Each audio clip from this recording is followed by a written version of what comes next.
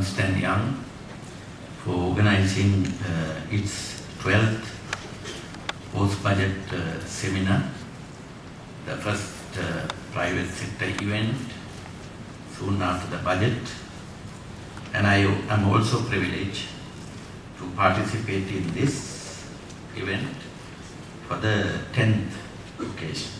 So it is not bad. That shows continuity. And I promise continuity will be assured. I shared my deep thoughts this morning with Asita for somebody I miss in this occasion, that is Lakmali. Lakmali is the one who brought me to this audience and engage in a much more professional dialogue, ethical dialogue on this important subject, which is vulnerable for unethical practices. So therefore I remember Lakmali with a deep sense of sadness because she is not here. But this is Lakmali's voice, and I hope Sri Lanka, in its journey towards middle-income country, in its very advanced policy stage, remember Lakmali forever.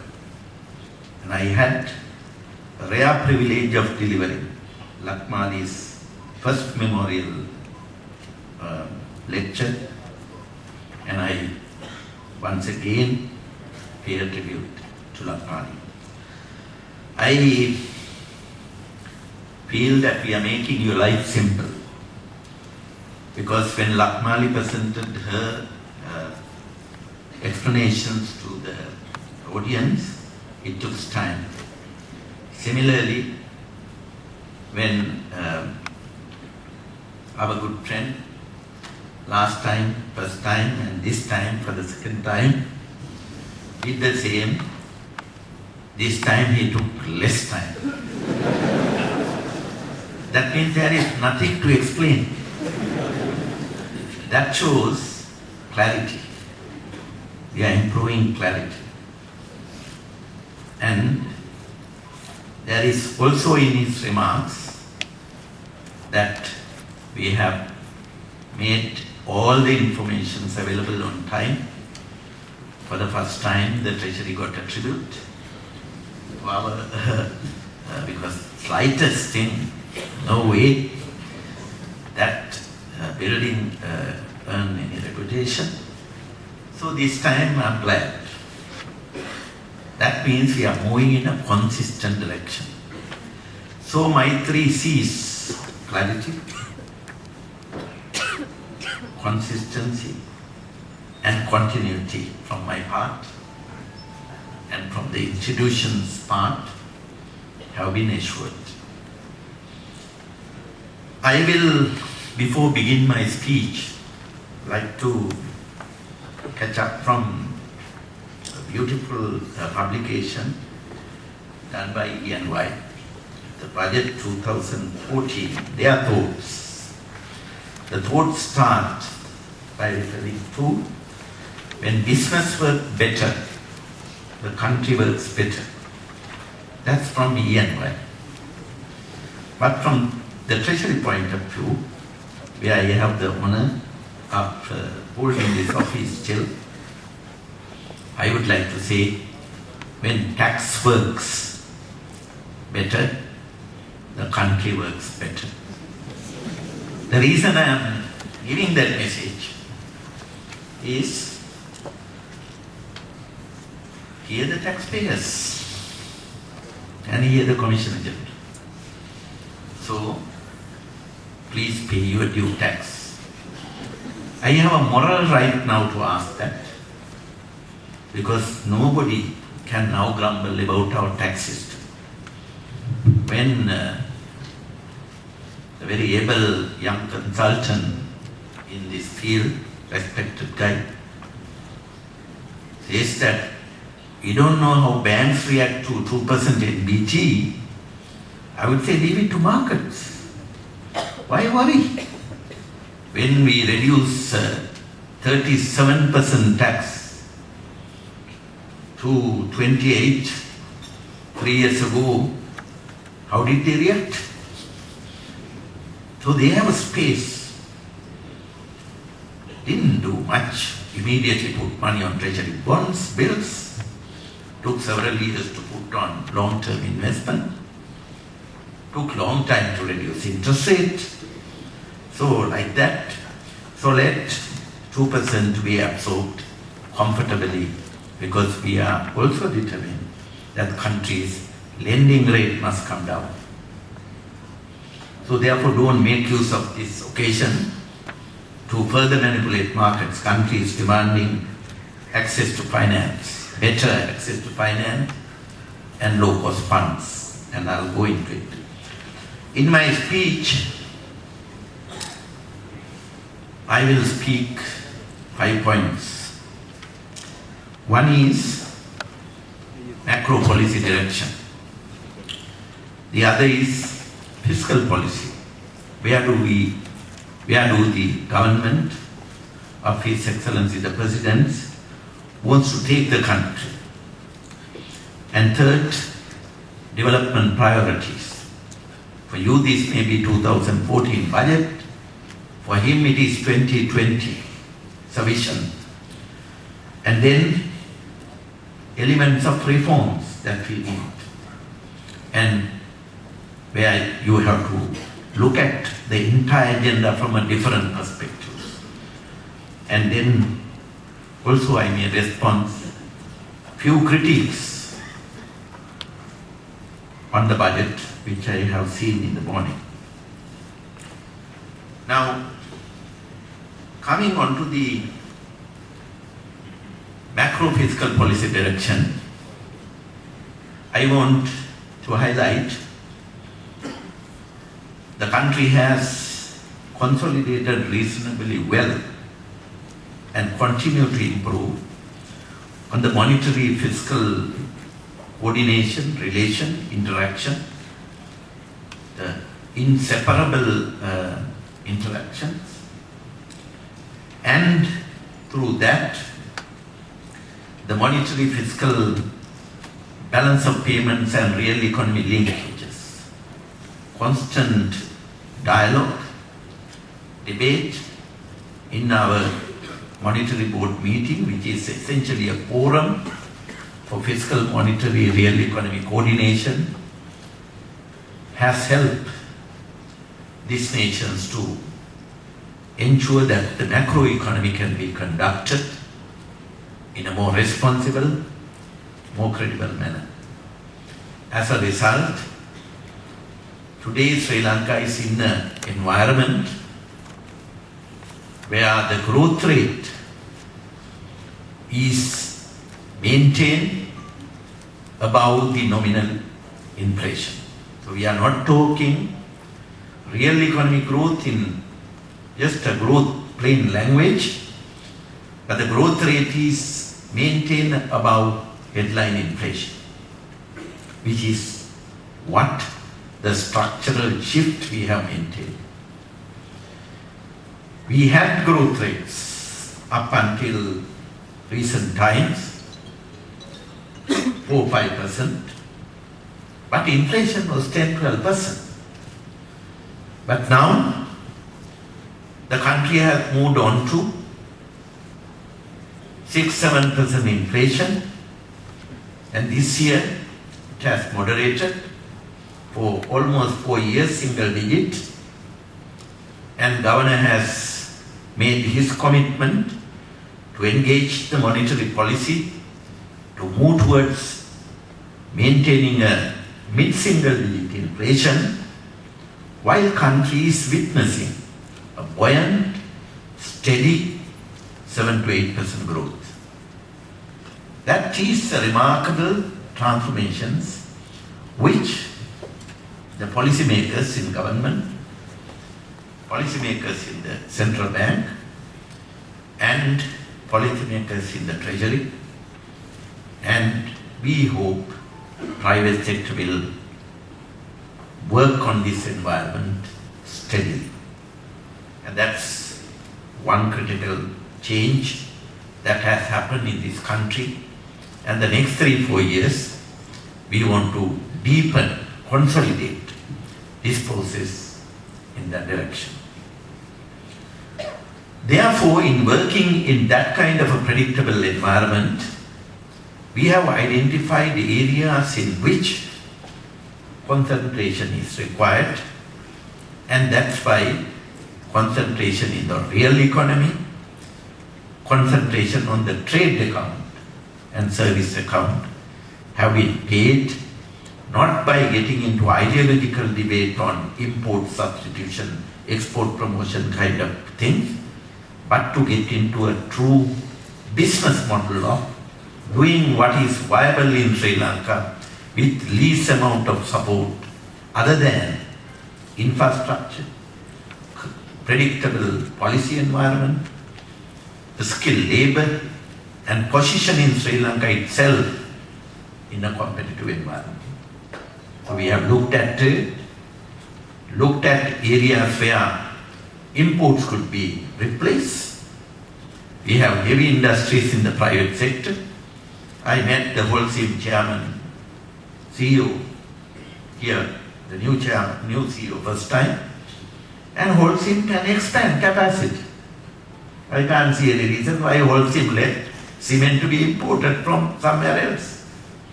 Tokyo Cement is here, not government. Internationally reputed companies expand the capacity. What's the problem of import protection here?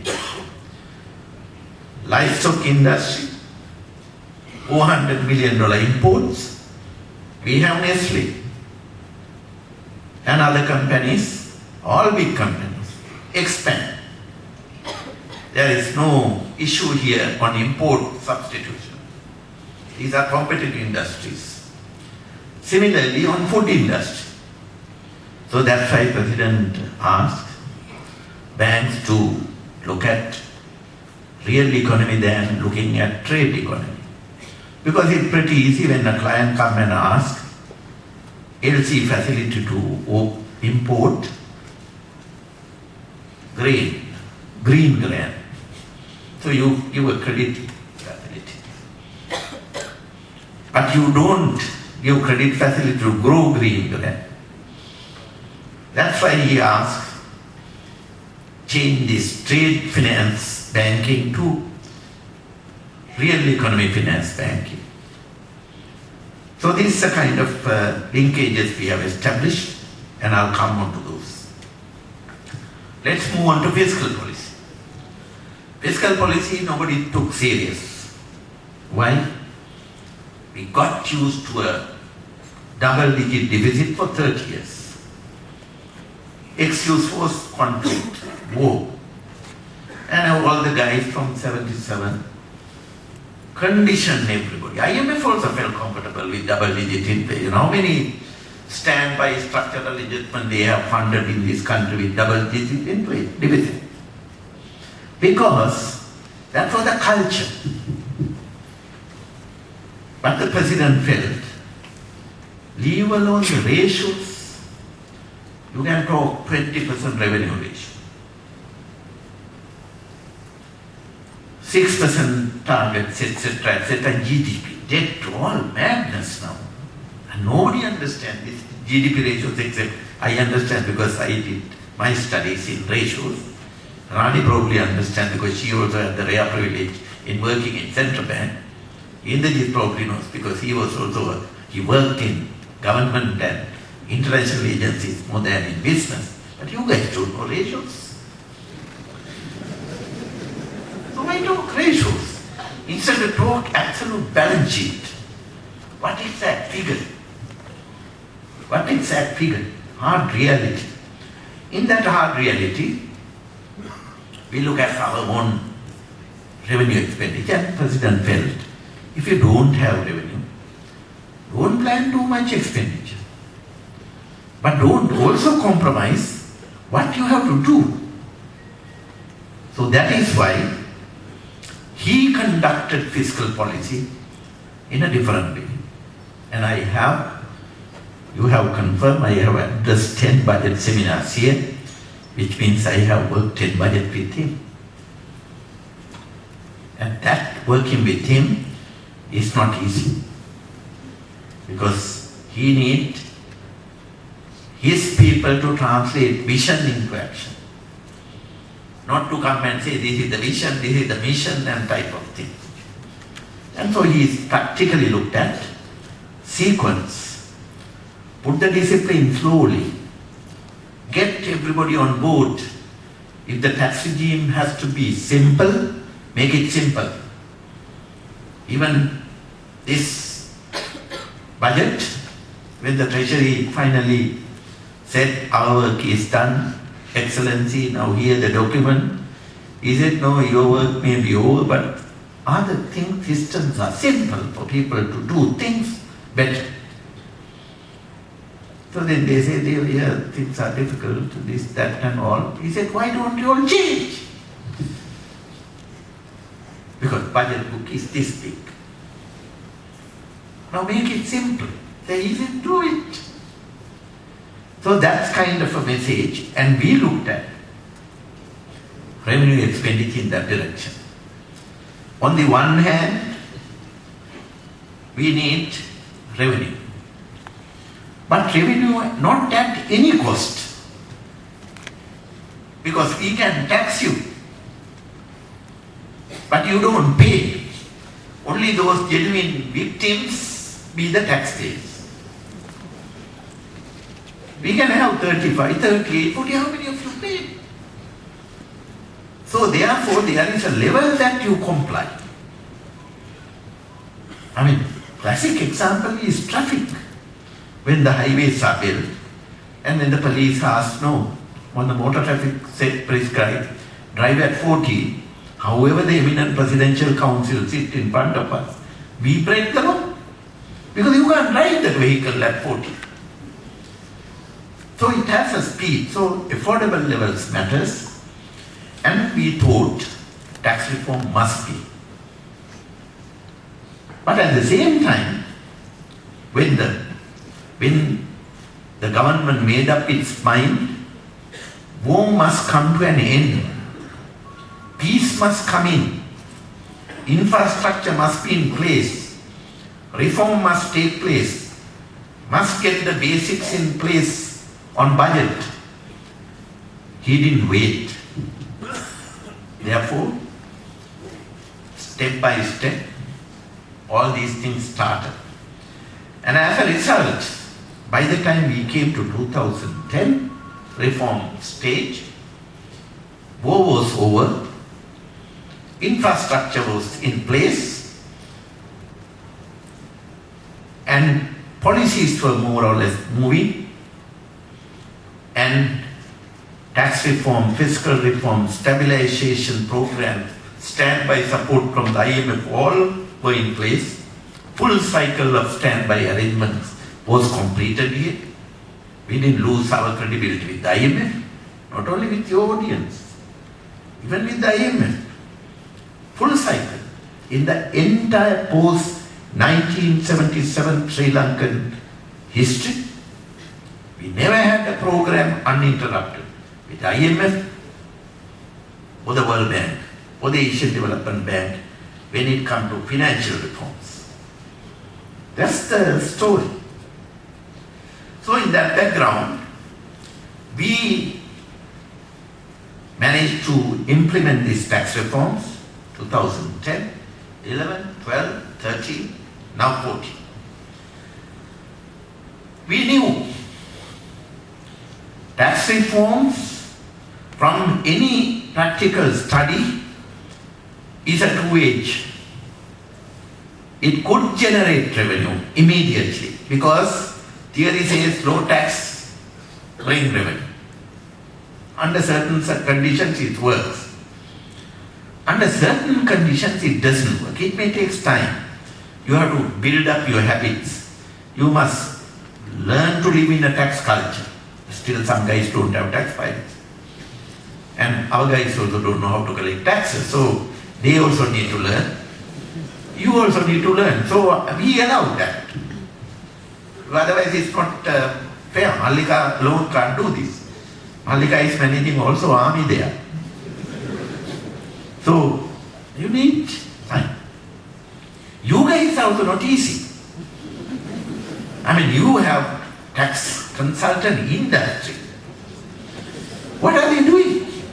They look at your balance sheets and tell, don't pay tax. You can use this provision, you can use double deductions, you can do that. Banks are doing this. I mean, banks are doing this. Clients are doing this. Not the ordinary people. Those fellows pay, they smoke and pay. They drink and pay. They buy goods and pay. They pay a special commodity, import wheat grain and pay. You don't pay. I mean, as a society. So in that context, we knew. I mean, how many cars are leaked from the customs? Who are they? Who are the importers? Not us. Those days government supply was the import. Now not. Now actually we managed to get some vehicles. Those are solid quality vehicles, duty payable. So this culture we knew, but it's improving. So President felt, let them slowly come in. Because they can now grumble, however, although some habitually still ask tax holiday. I don't know for what. Because all the sectors, tourism, exports, construction, SMEs, education, health, all these guys, 12%. Business tax. Business tax. Local banks which used to have pay 37 and before that 55, 60, now 28. Now 28. System is simpler. Interest, wage at source. You don't open even a file if you don't have other revenue. Now this budget, even from all the residual activities, other income is less than 50,000. Don't worry. Clean it up. We clean it up not only for you, even the small man. Why should you have threshold of 50,000 per month? And the man in the street who does selling herbal kanji, right? Why should he pay? So this budget even have made doing business simpler for them. Don't pay. You go to Satipola and do it. Go in the morning and sell your whatever drink, and you all now drink in those places because roads are good, vehicles are there. Those fellows also provide quality stuff, and your wife say, oh, your husbands don't know how to make these things. So pay for it. But that man also must be permitted to make a premium income without nuisance. So this budget has all, and we thought we can live with. We explained this to IMF colleagues. IMF Deputy Managing Director was here. The Asia Director was here. My explanation, professional explanation, was for the time being, 12-13% revenue ratio is manageable, affordable for the budget. I don't know from where people got the perception this budget is going to be tough. Maybe a few opposition voices, not a professional voice. Because I will explain to this distinguished intellectual audience why we can manage that. Because war is over. War is over, and the heavy expenditure pressure created in the budget is no longer there. That's number one. That's number one. And that's why private sector in this country of the days of Ken Bala said, stop this, everything works well. That's the message he gave. Because there was a heavy spending, heavy crowding out, and heavy uncertainty, heavy unpredictability, and therefore it was not manageable. Number one, we don't have IDPs in this country now. We don't have IDPs any longer in this country. We spend dearly on those. Those were budgets, not the guys who speak from various places to address human rights of IDPs. Those fellows don't give a red cent. We spend from the national budget. And we don't know after money was dispersed, actually what's happening. Because we can't go. I have never gone. I don't think Auditor General has gone either. And Auditor General also so far has not found any irregularities in those conflict-affected areas during 30 years period of salaries, payment of salaries, pension, IDP payments, all those things, because those guys said a very clear explanation, and that's it. So it's in the document, it's in the file, well compliant. Compliance audit proved they behave well. So that kind of expenditure is also not there. Now the expenditure vulnerable to audit queries. So that's is no longer there. Look at country's poverty. Country was growing well. Northeast livelihoods have improved. Rest of the country livelihood have improved. Government, particularly President Rajapaksa, didn't believe in just giving handouts. Instead, he wanted to empower the community. How does he do that? Take the infrastructure to the village, create access to roads, create access to electricity, create access to irrigation, create access to market, give them plants and seeds, not just handouts, give credit. Still they don't give credit. But through this kind of mechanism, day by day, people got into livelihood activities. And as a result, country's unemployment has dropped. And when I speak private sector, please read these numbers carefully, not the numbers various guys are reporting. Unemployment has dropped. What does it mean? We have to look for different structure in the country. Productivity. Don't count only on exchange rate. President is stating in the budget, after a long discussion at a technical level, productivity improvement is as strong as flexibility in exchange rate. Flexibility in exchange rate. So, exchange rate we will maintain flexibility from monetary, fiscal, macro management point of view. But for your inefficiency, exchange rate can't evaluate. That productivity has to come in. And that sense, government entire recurrent expenditure to GDP ratio has also fallen. In 80s, yes, we had revenue GDP ratio of 20%, big number. What was the recurrent expenditure GDP ratio? 24%. So is it better than 13% revenue GDP ratio and 14% recurrent expenditure GDP ratio? Now the economists must answer. That's the explanation we give, and therefore we, and I throughout my life, nobody can challenge here, including my colleagues in the central bank, in the field of public finance numbers, we work on these numbers. And I can comfortably, now not as an economist, as a man ultimately accountable,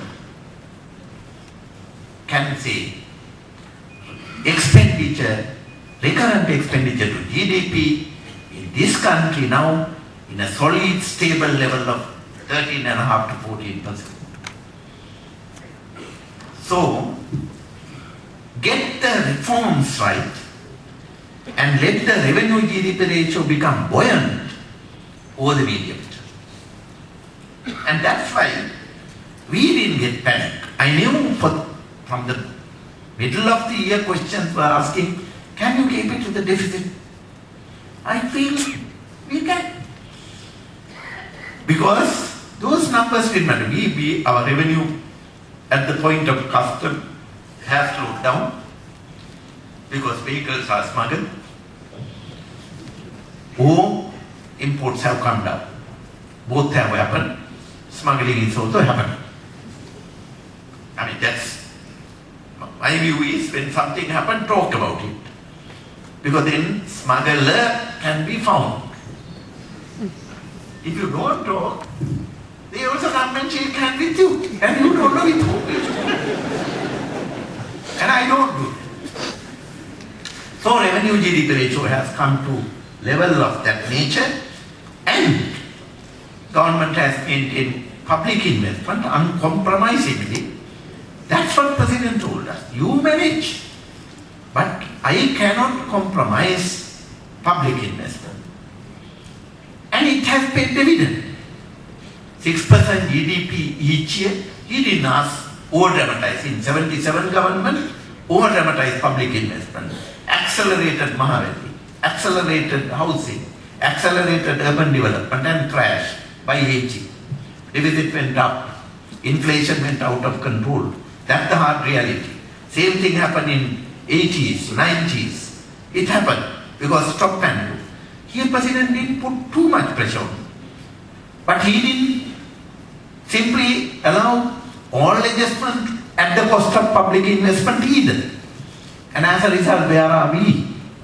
Not only we are speaking 5.8% fiscal deficit this year and 5.2% deficit next year, 4.5% deficit in 2016-15, and move on to 3.8 in 2016.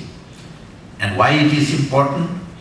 At the end of the 10-year period, starting from 2005, that's the 10-year development horizon framework, that is the fiscal legacy he wants to take to the next.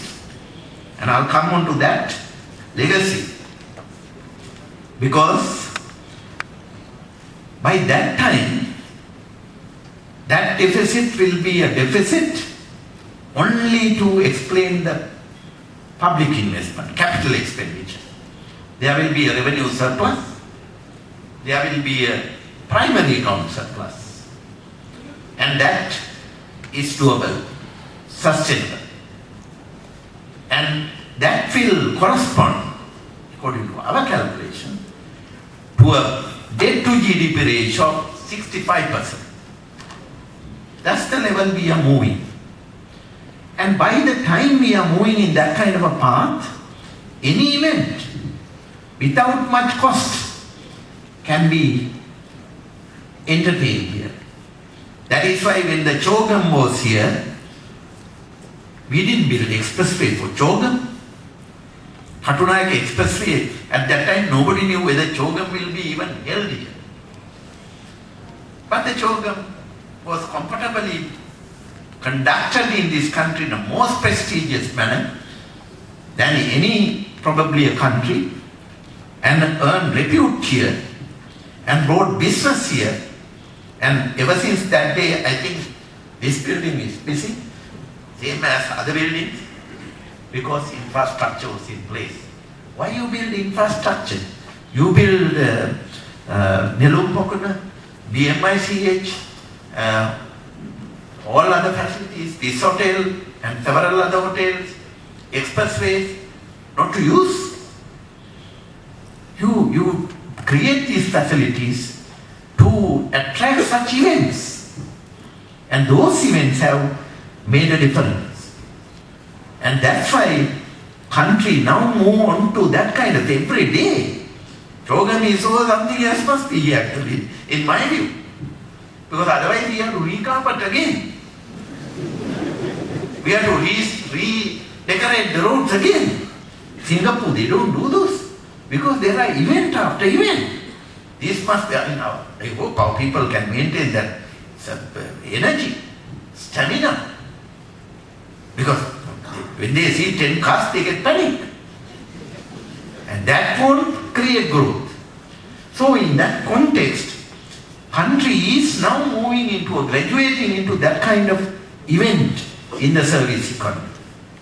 And the reason is sustainable adjustment in fiscal side while maintaining credibility. He can go and speak in any forum. Governor Central Bank can travel around the world and say, here I am a Governor Central Bank. Because inflation is in single digit. Governors are not recognized as governors if the inflation is double digit. You know, that's how it works. Ask from the guys who work with them. Treasury secretaries are not taken seriously if the deficit is double digit. Because they are irresponsible fiscal guys. And here it has been conducted in a responsible manner. Ask from many guys. Ask from even my Indian colleagues whether this much compliance to the fiscal responsibility in terms of a Fiscal Responsibility Act, which each one of us are accountable, not just politicians, we. And that responsibility has been fulfilled in a satisfactory manner while bringing the deficit on a manageable level. Lot to be improved. Lot to be improved. Our payment system, our treasury operations, our market activities, our tax payment system, all has to be done. We have admitted. But that direction is there. Therefore, I have a feeling now fiscal policy is moving in a manner that you don't have to get panic. And next year budget, hopefully, when Dominda make his clarification, he will speak 5 minutes. Asita will speak 1 minute because Asita anyway has to welcome all of us. And you give me time. Because so much development story to talk about. And that's the vision direction. Let's move on to the development priorities. One is, the government thinks that public investment should be protected. Protected at a level of 6 to 7% depending on the fiscal space. There will be variation. Why? Because the President has now gone to the extent from 2005 initial conditions of bringing rural development, government, and whole type of embracing the community, embracing the country, embracing the private sector, embracing the civil society, professionals, all through his whole activity is a consultation activity. Policy he talked, not only to the President of the Ceylon Chambers, so Exporters Association, those people alone, individually. He speak. He not only speak to us, he speak to everybody. Engage everybody on a dialogue, to speak, express their views. And that is how he came to know banks are not giving credit. Because all the women entrepreneurs who came said, no way. Even your Saubhagya is not coming to us. So that sort of a message is because he discussed. And through that process, he has given a true meaning to the inclusive development concept. And that was the theme of the Commonwealth Heads of Government discussion. So public investment is a tool that will be used for the promotion of inclusive growth, and their next 3-year priority will be water, because electricity is now routine, irrigation, because enormous amount of water access is vital, not only for irrigation, but also for renewable energy generations, and also for quality drinking water. Country is having a serious incidence of kidney disease, waterborne disease. These are responsibilities of the government. Market won't solve this. These are government, so therefore we have that. And road connectivity. You guys now enjoy Colombo Airport Expressway, but ordinary people also need to go home in reasonably decent road, and that connectivity has to come. Rural development is critical, and there are marketplaces, Satipola and events like that. Service delivery need to be improved, and health and education, very critical.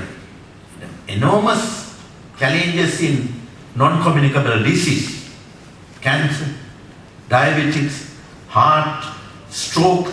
These are in increased proportion. Those who are speaking productivity with diabetics, workforce won't work. So you need to prevent. So those investment has to happen. You know the expenses if these things have to be done in a private hospital. So same expenditure goes to ordinary people. So health education activities are crucial, and they are essentially the public investment focus. Now that's 6% of GDP. Rest is yours. Second priority is we are still blessed. We have Japan, we have ADB, we have India, we have China, we have European Union, we have several export-import banks, World Bank. We can mobilize $1 to $1.5 billion still. Good money, cheap money, long-term money. Why not?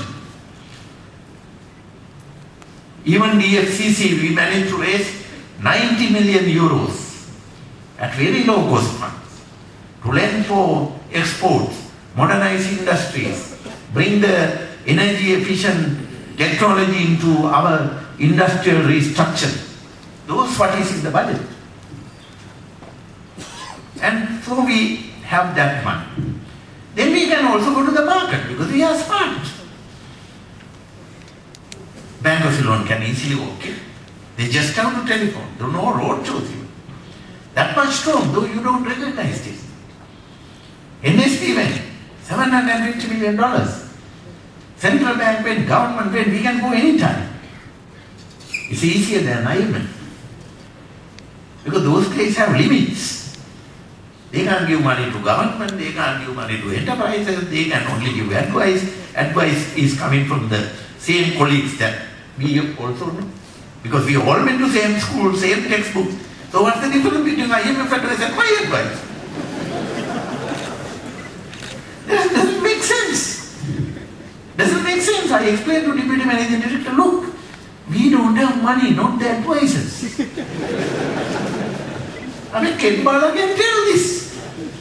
I mean, he is still active enough to give advice. For advice, there is no retirement age. Retirement age applies only for physical work. So that kind of leadership we have got, confidence in managing, taking tough decisions. Where on earth, post-2009, price adjustment has happened anywhere in Asia, like Sri Lanka. Energy subsidy is over, fuel subsidy is over, transport subsidy is over. You are slowly coming to pay you are still living on little subsidies, but you have moved out. Be proud of it. Poverty has declined. Unemployment has declined. Poverty not only in urban poverty, even plantation areas, poverty has declined. Literacy has gone up. So these things have helped, and therefore public investment is must. Then the next priority is real economy. What are the key priority real economy areas? Look at plantation. Big sleeping giants are with the guys here. Plantation companies, 20. How many are doing well? Is it only the least term matters?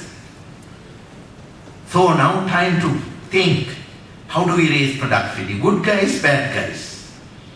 Good performers may be worth rewarding. Bad guys may be used as stick.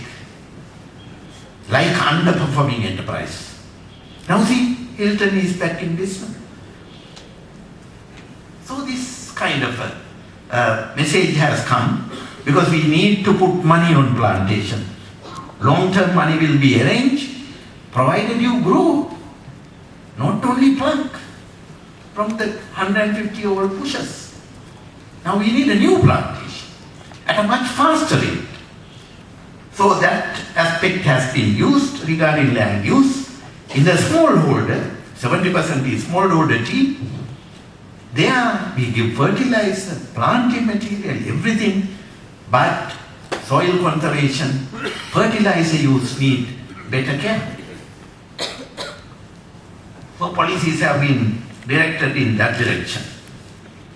Next, food, agriculture, fruits and vegetables, grains, because huge area of land is back northeast. This land we demine not just to have a showpiece. 1,577 square kilometers of land have been demined. Now that cost is over. This budget doesn't have demined land cost. No IDP cost. Now it's more productive cost. And those lands now can be put into more productive purposes. Livestock, fisheries, poultry, it's an exportable surplus.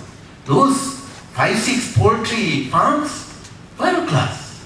You must go and see how energy is utilized, how quality is maintained, how the activities are being managed. These are local entrepreneurs who have come up and they can now move in that direction. So that has to be, that is why livestock, fisheries and poultry, food agriculture all have been there because they are corresponding image of heavy balance of payment items. Unduly we got used to imports. Now these clients, instead of whenever, since eminent bankers are here, chairmen are here, persons are here, please go back and tell. No, that's true. Why we import soya bean? Let soya bean, open a soya bean branch if possible. Because it has a huge potential. Dedicated 2-3 banks, branches to maize. Dedicate 1 or 2 branch of the so-called SMI banks which we promoted, investment development banks, investment fund accounts, which you got tax concession, only 24% tax, and that is also after making so many deductions. Dedicate for few specialized crops. Move out from that traditional cultural banking. And that's my advice. In fact, I will brief my guys in the Treasury also, because they are also sitting in few banks, not so dynamic banks, and as a result, they are also becoming less dynamic, in my view. I'll come on to that. Move on to tourism. Let's integrate to local economy, not to international economy. Opening a hotel with all the imported gadgets, with all the imported tourists, with all the imported workforce makes no sense. But use more food here, more vegetables here, more furniture here, and then integrate it. So tourism has identified shipping, aviation. Not just one destination, Singapore, Colombo won't work. But make it a transit. And that's the message President is telling. Similarly, shipping. Remote terminal handling charge. What is this? Practice international practices. Why should our exporters lose competitiveness simply through terminal handling charge over and above FOB price and other freight and various other charges. Why we not regulate these things? Why allow monopoly practices? These things need to be addressed. Those are structural reform. Those are structural reform. Then only competitiveness will prevail, and now we have a port to compete. And we have made it free port. Move there and start doing business. And then professional. Wealth of knowledge here. Probably this nation is today has a better comparative advantage. Somebody should do that study. You must do it. Undertake this kind of a study. How many qualified, respected accountants in this country? Next to England. Not only in terms of professional number, but in terms of the capacity to produce that number. How many world-class doctors here? 20,000 doctors, together with 1,500 professionally qualified doctors, professionally qualified consultants. Only equipment necessary now. Not knowledge, they are here. Mount Mary can be here. That's the vision you need. And as a result, eminent lawyers. Why can't you create your own legal firms? Are we going to manage middle income country, upper middle income country interest by relying lawyers forever? We need this international firms meeting. If you can't, if the name is not enough, buy those intellectual property now. Some are bankrupt at the moment. Balance sheets are not good except the name. Buy. And rich. Ken Bala should buy. Your kids is one name. That legacy is not enough. Ken Bala must buy an intellectual property because this budget provides that expenditure tax-free. Royalty is tax-free. And we are the owners. We are the world. Message. So that's professional service hub, and I am glad Govinda said lowest, because we know our pilots, Sri Lankan pilots, have the Australian passport but work in Sri Lanka, and when I asked, they said no, we can't pay 28%. Because Australia we don't pay, because citizenship was in Dubai you don't pay tax. So we are competing in that kind of environment. Now pilot need not worry, 16%. Navigators need not worry, this. IT professional, BPO guys earn only maximum 16%. Lawyers, doctors, all top class guys, otherwise they only get cash and cash put into pockets and go to Singapore. These are not secrets. These are not secrets. Otherwise, the Sri Lankan lawyers, doctors, engineers, architects, and more seriously accountant, because they do two problems. One is they don't pay, because they know how to play with this Malika and her team. Other is, they don't pay, even the taxpayers they don't pay. In fact, one guy said, sir, I want to pay, but my tax consultant don't. That's why I pay my wholehearted respect to Lakmali. Lakmali asked everybody to pay. And Lakmali asked me also to make everybody to comply. Make it simple. That's kind of a professional economy need to come, and then we got our industry and trade policy. Heavy industries, I already spoke, food I spoke, intermediate and furniture kind of activities. Look at the furniture now being manufactured here. That's another industry. Construction industry growing at 17% does not mean only building part. Architectural work, interior, furniture, All multifaceted, integrated activity is around, and skills, technology, all those things have come up. And we can be proud. And then look at our exports. Apparel, now they are no longer worried about GSP, various quotas, tax holidays also, we don't entertain them anymore on tax holidays. 12% tax is no tax, because 12% is also after making triple deductions, research and technology activities, after making capital provision. So basically 12% is no tax. But if you can't pay that, stop business and join Samurti, living a movement. Those are there. Because then you plant a tree, and tree grows for 20 years.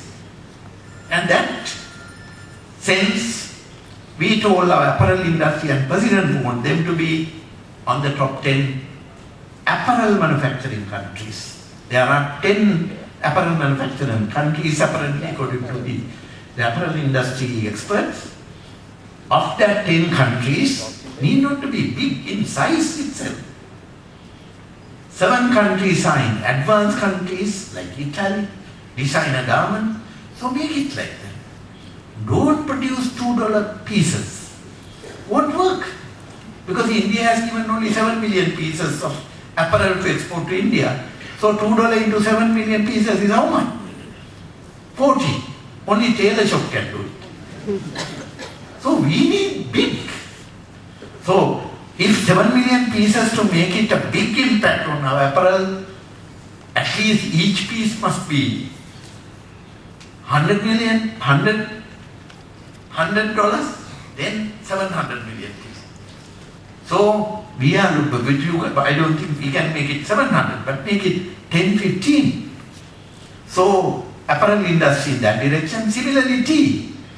Why such a high quality tea? Even the Prince Charles went and saw the plantation, tasted like in France wine.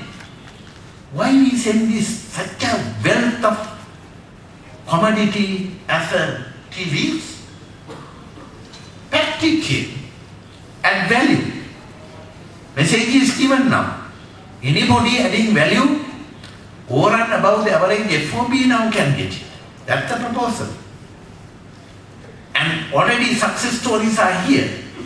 So remained still 150 million kilos of tea is going in the form of non-value added form. It goes to somewhere else and add value. Do it here and make it. I mean, imagine tea industry, the current tea production of 300 million kilos of 325 million kilos of tea can generate $3 billion of export. So, sleeping giants must wake up. That's the message from the Bible. And now we have rubber industry, equally long-term prospects, the business processing industries. Look at where we are. Country won't, the budget is giving a message, get a rank among the top 30. Get the rank among the top 30. Because these are high-paid income. For all these things, tax regime is unchallengeable.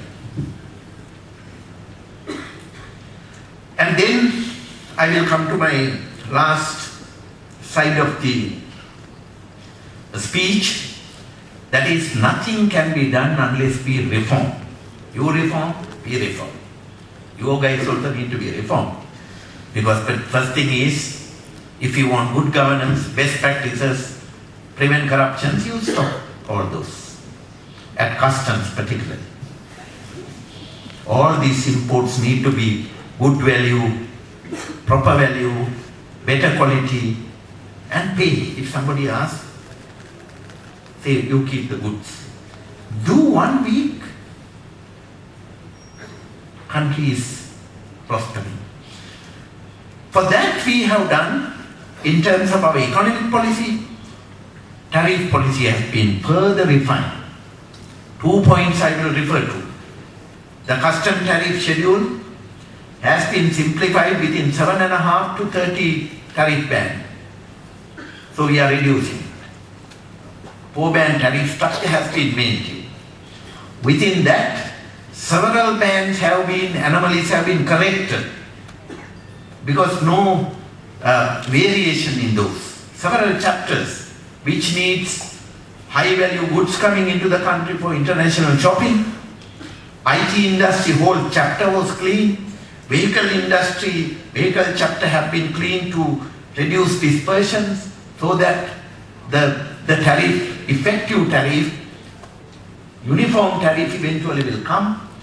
And we have also respected the international trade practices, SAFTA and Indo-Sri Lanka agreement, negative lists have been reduced.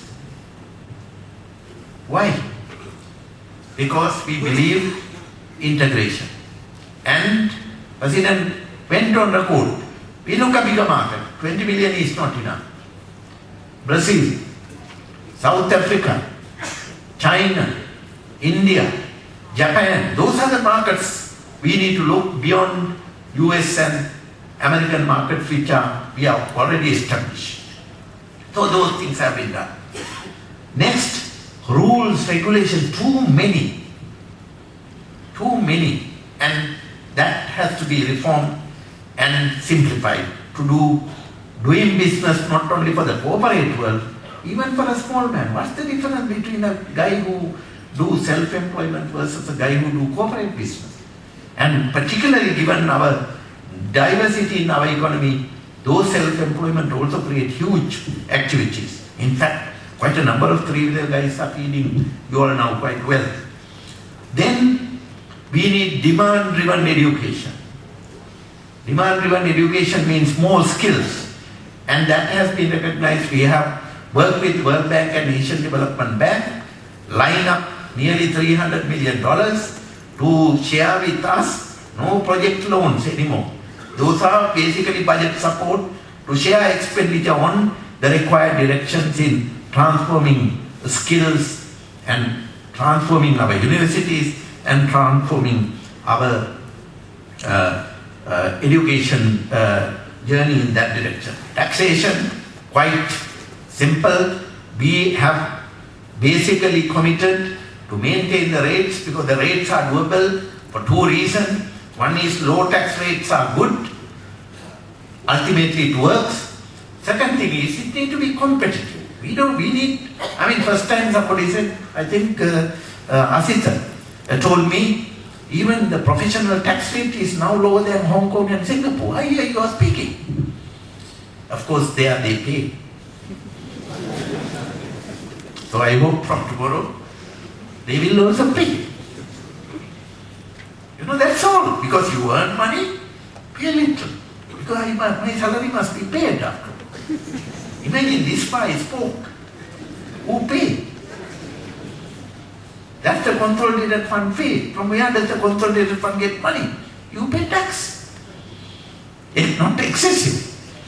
So taxation reforms are taking place. So in that context, what we are doing is broadening the base.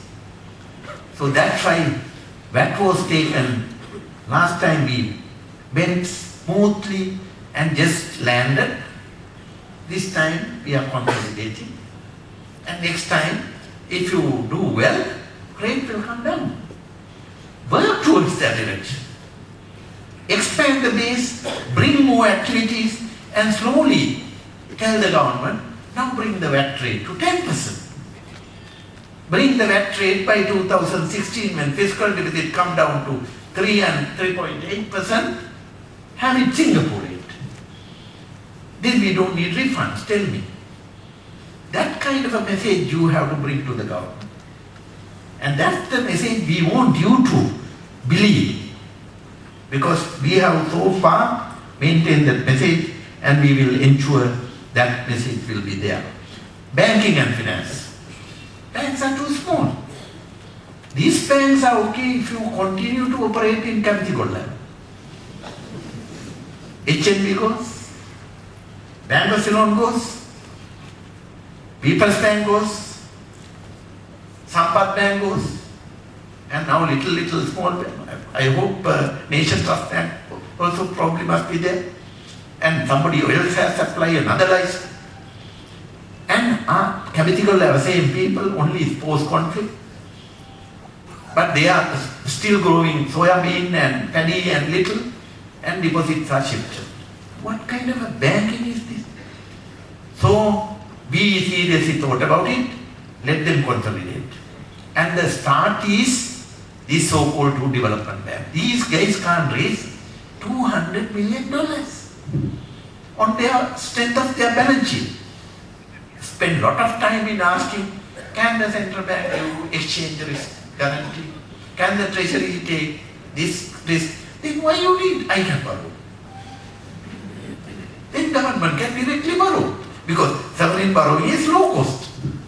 But we thought these guys will also go and raise some money over and above what they can mobilize from the domestic economy and go to the market, tap those money, tell a story, sell their banks, convince other guys, look at this economy, look at this balance sheet, look at our clientele base. These are the areas where we want to lend money. This is the rate of return we generate. And that kind of a method can raise 200. If you can't, why should central bank maintain this license? And today, in fact, there is a monetary board meeting. I want to ask. So, at least they must have got the message. This time, look, though we are elitist banks, because our clients are rich, small. Bank of Ceylon is better than it. So, consolidate. We have some, how many finance companies? 40, 50. Every house is a finance company. Every house is a finance company, in a way. Central bank also can't regulate. It's like microfinance. They said microfinance we can't regulate because too many. I respect that decision. But now they are telling we can't regulate finance companies because every house is a finance company. 200 million rupees, 700, and we also go and spend very productive time on reading their papers on each finance company report. 2 page, 3 page, all default. So why should I waste my time? And ultimately, government and I have to go and answer in courts for the finance system failures. Because we are the respondent and our families think we are number one criminals. Because their names doesn't appear. PB Jayasundera, Ivan Kamra. Now, this need to come. So therefore we have given tax incentives for this reforms, consolidation of this banking, and that's a major reform. And then legal. Why we spend this much time in KCL? Low delays. I hope I will not lose again, but I have to tell this. Low delays has a finance cost. Tax delays has a finance cost. There are tax dispute, VAT fraud, VAT dispute. Inland Revenue Commissioner General has written to me in fulfilling her responsibility. Now I am stuck. 30-40 cases, 4 billion rupees, revenue disputes. Now, denial of revenue. How can system improve? They can't take administrative actions. They are also reluctant whether cases will be filed. So, all these financial delay, frauds. So, therefore, we want system to reform, and legal reform has been initiated. And social sector, plenty of reforms are there. Those reforms also must address, and the budget has gone into those. Now, I will conclude because it has taken quite a long time. But why we do this? We have a serious responsibility not to let this opportunity miss. Because country has come to a stage where it can take off. Investment space there, policies are getting right, stability in place, predictability is there, investors are looking seriously, positively, and Duminda himself said sentiments are good. Now sentiment need to be materialized. And in that context, two things need to be in our mind. One is, Sri Lanka should not get at any cost to a middle income country trap. That's policymakers' responsibility, not yours. So we need to guide our policies, and the President is very sensitive to that. So make sure that enterprises are reformed properly. We can proudly say today, Ceylon Electricity Board is no longer loss making. It has eliminated its losses. Petroleum Corporation has shifted to break even. We don't have the huge petroleum liabilities any longer. We probably begin the phasing out of their debt levels. Ceylon Electricity Board has already begun, and our task is next year.